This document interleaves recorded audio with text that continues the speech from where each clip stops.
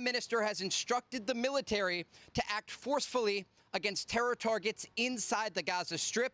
We're getting a similar statement from the Israeli military saying the IDF will respond firmly. So we can expect more Israeli strikes throughout Gaza later today as the Israelis try to set a new precedent with Hamas that these attacks will not be tolerated within the Gaza Strip. Remember, the Israelis still control around 53% of Gaza as part of the phase 1 of President Trump's peace plan in the Middle East.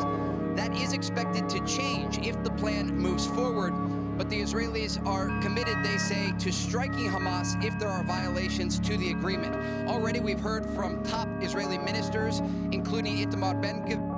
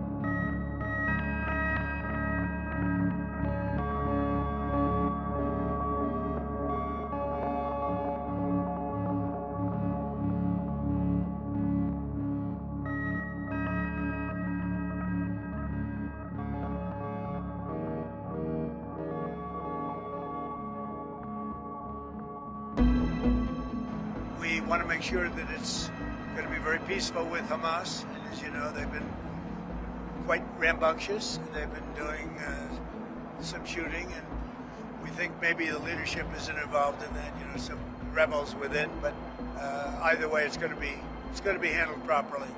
It's going to be handled toughly, but properly. Is the ceasefire still in place? Yeah, it is.